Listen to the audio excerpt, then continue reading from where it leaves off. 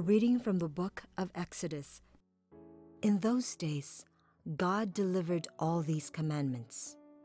I, the Lord, am your God, who brought you out of the land of Egypt, that place of slavery. You shall not have other gods besides me. You shall not carve idols for yourselves in the shape of anything in the sky above, or on the earth below, or in the waters beneath the earth. You shall not bow down before them or worship them. For I, the Lord, your God, am a jealous God, inflicting punishment for their fathers' wickedness on the children of those who hate me, down to the third and fourth generation, but bestowing mercy down to the 1,000th generation on the children of those who love me and keep my commandments. You shall not take the name of the Lord your God in vain, for the Lord will not leave unpunished the one who takes his name in vain. Remember to keep holy the Sabbath day. 6 days you may labor and do all your work, but the seventh day is the Sabbath of the Lord your God. No work may be done then either by you or your son or daughter, or your male or female slave, or your beast, or by the alien who lives with you. In 6 days the Lord made the heavens and the earth, the sea, and all that is in them. But on the seventh day he rested. That is why the Lord has blessed the Sabbath day and made it holy. Honor your father and your mother, that you may have a long life in the land which the Lord your God is giving you. You shall not kill. You shall not commit adultery. You shall not steal.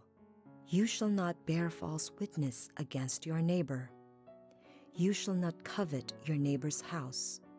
You shall not covet your neighbor's wife, nor his male or female slave, nor his ox or ass, nor anything else that belongs to him.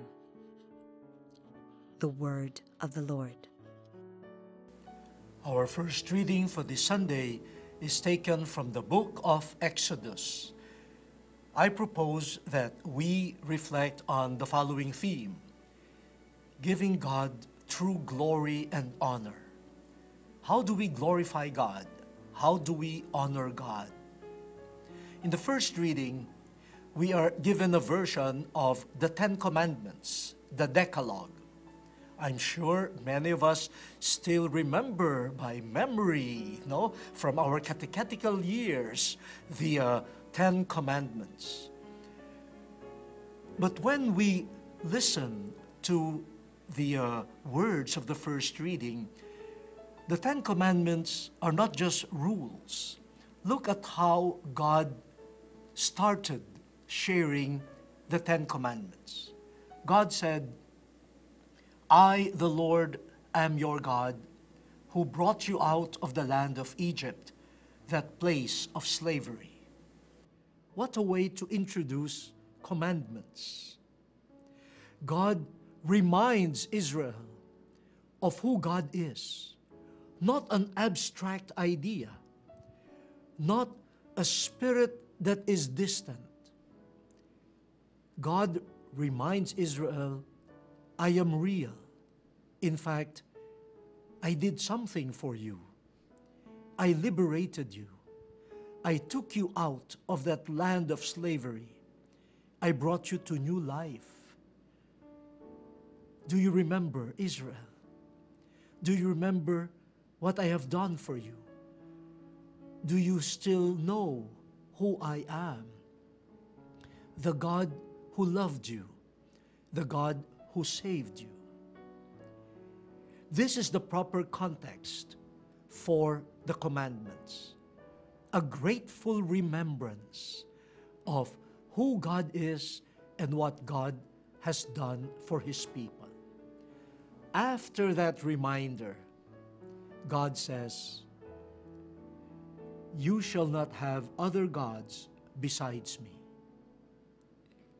I am the only one who loves you this way, and I'm the only one who has done this for you.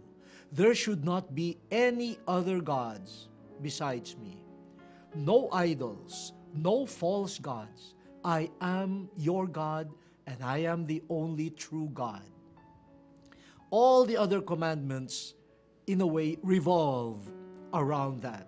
The recognition of the one God.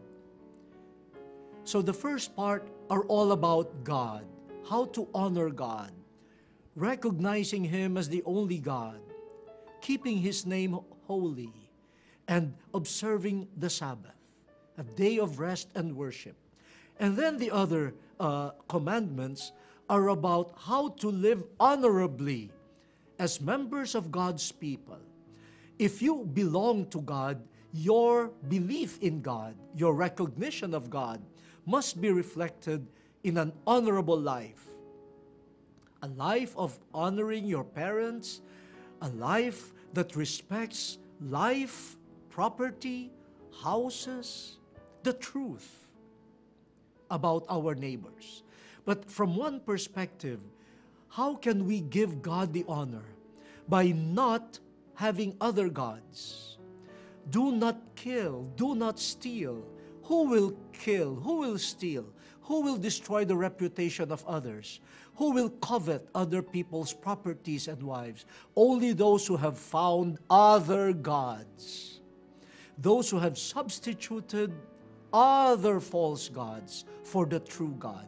We want to honor God, remain faithful to Him. Do not allow false gods to be the object of our worship and gratitude.